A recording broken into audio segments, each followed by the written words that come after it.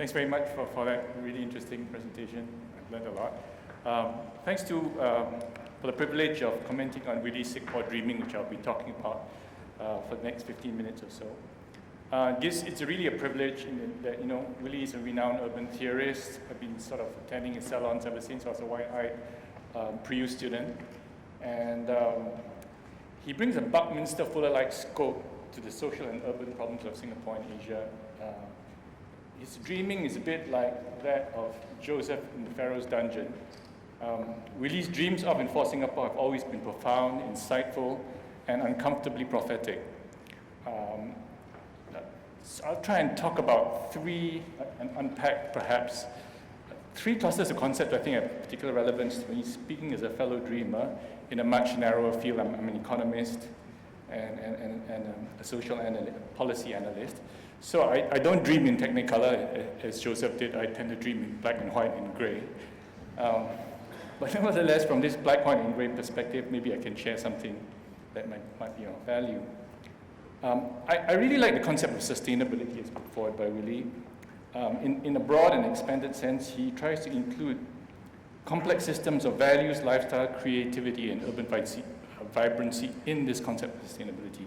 A couple of important features about sustainability that Willy says. First, without this wider, more complex sustainability, includes lifestyles, way of life, values,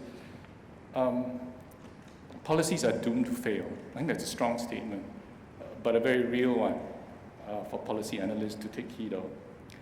Secondly, this achieving sustainability is an ambitious undertaking requiring, I quote, time, radical readjustments, political commitment, and broad-based support of the whole community. He's saying that sustainability, therefore, is an act of both policy and political will, an intentional, long-term, collective social process, sustainability. So he's defining it in political and social process terms. I'd like to point out here that this is an important definition, and at the heart of such a collective process, I feel that the social compact, which is the basic understanding, the basic set of expectations between rulers and ruled, written and unwritten, is of key importance. Without a healthy and stable social compact, without a healthy and stable social compact, the social cohesion that we need for national identity and belonging is precarious. Political legitimacy and its vital twin, trust in governance and policy credibility, and government institutions likewise become weak and dysfunctional. Like, for example, the US will lose our ability to do big, difficult things together, which as a people, for a small, vulnerable country, unlike the US, could be potentially fatal. A healthy social compact, therefore, is fundamentally necessary, in terms of sustainability, if we are to make a transition from being merely a successful city-state to a viable, resilient, cohesive, and in Willy's terms, sustainable nation. I repeat, a sustainable nation. Whether we will have at the end of the day or the night, as it were, a beautiful Singapore dream or a stressful collective nightmare, right? Now Keynes, the late John Maynard Keynes, probably the best and most outstanding economist of the 20th century, had an interesting take on the necessary ingredients for a good social compact polity. This is the sustainable polity problem that Willy is raising, right? He said, the political problem of mankind is to combine three things: economic efficiency, social justice, and individual liberty. I'd like to transpose this into today's context, and I would translate it thus. All countries that want a sustainable and functioning social compact and polity, sustainable one, need three essential, as Keynes said, foundational requirements. First, economic competitiveness. Second, adequate social protection. And three, sufficient democratic development. I'd like to elaborate a little bit on this. It's quite obvious why we need economic competitiveness, so I won't, government's always reminding of it. There's no need to say further.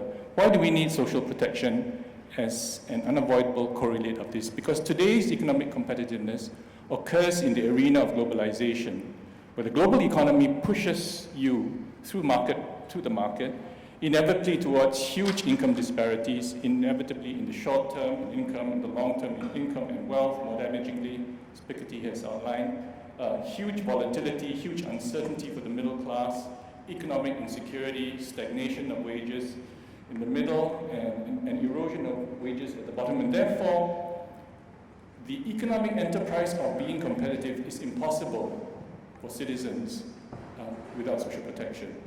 So without social protection, you cannot have economic competence. Therefore, both are necessary for sustainability.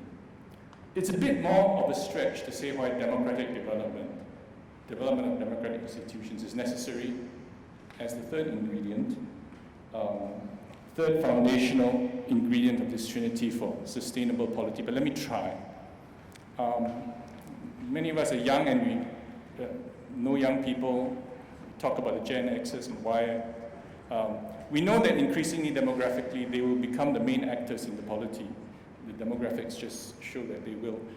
I'd just like to remind people that this generation of people is enabled by social networking technology and technology as never before in human history, in terms of connectivity, in terms of knowledge. On your handphone, here, you have more access to information and connectivity here than the entire CIA did 25 years ago. Right? This is the extent to which one person can subvert the world. Other examples, Joshua Wong, all of 18 years old in Hong Kong, brought 300,000 people in Hong Kong onto the streets to occupy the central part of Connaught Street. Stayed there for 3 months, made the Chinese government think twice and have nightmares of its own. Right? So, more closer to home, I mean, this sort of technology means that the National Library cannot ban 2 books on gay penguins, cannot pulp them, cannot have forced to reclassify them, forced to make the process of doing so much more transparent, discontinuing processes that it had been doing immemorially, really. It means that no single controversial policy can be enacted without mini referendum. This is what it means. It means, therefore, that the nature of democratic participation will never be the same. And if people do not understand this, the governments that do not understand this are not sustainable. That's what it means. It's impossible for me to think that policies on that scale, that micro scale, that macro scale can be contested so vigorously in Hong Kong and Singapore without the demand for the accompanying institutions, which are a free media, which are constitutional access to official information, which are transparency, which are guaranteed rights of association, of civic society participation, and an independent judiciary. It's impossible for me to think that this can exist without that. And therefore, these 3 things will become, therefore I think democratic development of institutions is one of the necessary ingredients for a sustainable social polity. Now, Singapore's trilemma, I would say, to recap, all countries need these 3 requirements: competitiveness, adequate social protection, sufficient democratic development. The Holy Trinity. Singapore's social compact trilemma is that while we have a highly developed economic competitiveness, we have an underdeveloped social protection system and a relatively undeveloped democratic institutional development. So we're very unbalanced. Our social polity, therefore, tends towards unsustainability, tends towards crisis, governance crisis, excuse me, centered around social protection on the one hand, more later, and democratic accountability issues on the other. AIM, the Columbarian, the state complicit persecution of Alex, Cherian, Roy, etc., right? Regulation of the social media. So we lurch from crisis to crisis based on our lacks of this trinity. The political expression of this gradual hemorrhage of political legitimacy and policy credibility is a cumulative loss of social cohesion. There is a cost. A creeping policy paralysis, and the politics at the end of the day, of petty recrimination, witness the recent comments on Chee Soon-juan from one of our ministers, rather than constructive debate. The only really sustainable long-term solution, getting back to sustainability, because that's what we're talking about, is to broaden governance priorities to seriously develop both adequate social protection on the one hand, the social justice in Keong's terms, and working democratic institutions, the individual liberty in Keong's terms, to restore balance to this trinity and restore balance to the force for the good of Singapore dreaming. Okay, that's one concept I really resonate with. The second concept I really think is important is how really formulates one of the key challenges to sustainability in Singapore to population policy. He talks about regional identity and history that's very profound and deep. I don't have time to go into today. Sharon can say much more about this. I talk about population policy instead. Population policy choices to me and policy reform are the key, the biggest key in the long run, I think, to a national well-being identity and whether or not really our Singapore dream turns into a Singapore nightmare. We all are very familiar with the 6.9 million threat in 2030 put out by the government white paper. What we are not so aware of is that you take the white paper projections, you put them to any demographer. By the time you get to 2050, right, another 20 years on, with a lot slower but still high labor force growth, within the 1 to 2%, higher end of the 1 to 2% labor force growth range that the government is looking at, you will get numbers anywhere from 8 to 11 million as a final population in Singapore. 8 to 11 million, I would say, is the Singapore nightmare. What does it mean? It means not just crowding, it means that our new towns will have the densities, say, of Mongkok or Mumbai at their worst. It means incredible, much higher property prices. It means much higher income and wealth disparity, take the differential between property prices in the new towns and landed property. It means a level of crowding on our subways, in our parks, in hospitals, that we have to really adjust to in significant. It means a society which xenophobia, potentially social conflict, deep questions of identity are much more difficult to handle and manage if they are manageable at all. All right, we'll be much more like Mumbai or like Dubai than Switzerland. And the supreme irony here, I think, is in achieving this, and it will be the largest and most profitable economy at 10 million, which our ex-URA chairman is planning for. The supreme irony is that in achieving this, it will have destroyed probably the social compact and body politic of the very nation that the founders of Singapore have fought to establish. This would be the ultimate Singapore nightmare. The only way out that I see here is a thoroughgoing immigration reform. We need to have sensibly and publicly auditable immigration quotas, not in industry-driven export demand, ex-post demand immigration. Am I getting a sign to stop? No? Okay. Yeah. Okay. So I'll just briefly say that the third cluster of concepts that really brings up is that the sustainability notion has 5 pillars: economics, environment, value change, vibrancy, and culture and the arts. My comment is I wholeheartedly agree, and from the economics point of view, I've talked about adequate social protection. I'd just like to enumerate the 5 pillars I think of, to me, social protection in Singapore that are worth mentioning. First, the social safety net. Second, healthcare. Third, housing. Fourth, education. 50, public transport and education. I think the social safety net is sorely lacking. We do not provide enough of a social safety net either for the working poor, or the unemployed poor, or the elderly poor. We can certainly do much better. WIS can be 2 or 3 times the workfare income supplement its size. We do not have any unemployment insurance system worthy of the name. And thirdly, there is, in spite of all the CPF reforms, we have seen deep retirement inadequacy for the bottom half of the population. This is all missing in action.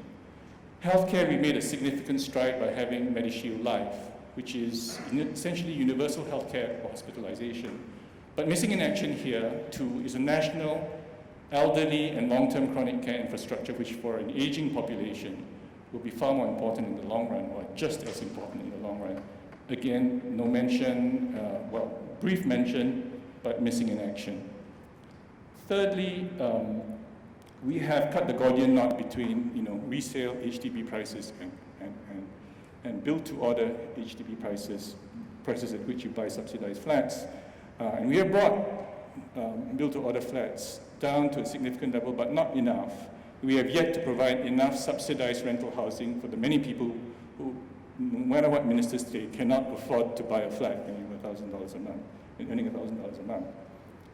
The education system has a lot of problems with it, not least of which is that the social mobility that is most important in any education system is under great threat from the shadow education system of tuition, right? $2 billion industry. And the products of our education system, as high PISA scores as they have, do not seem to be those most valued on survey by knowledge-based employers. So there's a problem here we need to address. I don't want to talk about public infrastructure and transport, except to say that I'm amazed why Singapore cannot have the kind of efficiency I see in public transport I see even in Taipei or Hong Kong. Right? So what's happening? The good news, however, is that the Singapore government is beginning to get it in terms of social inclusion. They acknowledge that this is the direction they need to move in. They're moving there at their own pace quite aggressively. And so you have to give them credit for that. The risk is tokenism or transformative change. Willie puts it well. A deeper, broad-based, slower transformational process is a clear option. However, it must not become an exercise of tokenism, which will result in disenchantment. But the good news is that this is within the DNA of the ruling party, is it not?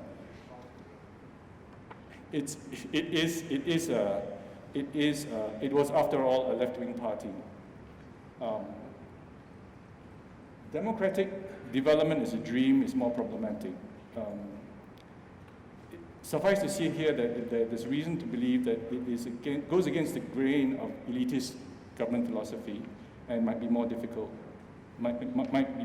to enact. I'll just say in conclusion this.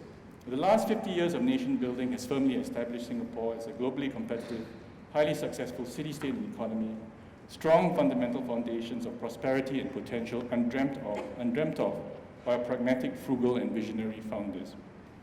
The next 50 years will determine how much of this hard-earned miraculous potential is actually realized for her people, and whether this shining city-state that she now is can also become a nation-state, a true home where all citizens can securely live, truly free from want, with well-being, community participation, and opportunity that would make them proud to be Singapore citizens. Willie says, with limited time, Singapore urgently needs a new narrative of sustainability and a people-oriented social contract which leans towards more equitable outcomes, ensuring quality of life to everyone. I think Keynes would agree that besides economic efficiency, his, Willie, yours, and my Singapore dream would have also to include social justice and individual liberty. Thanks.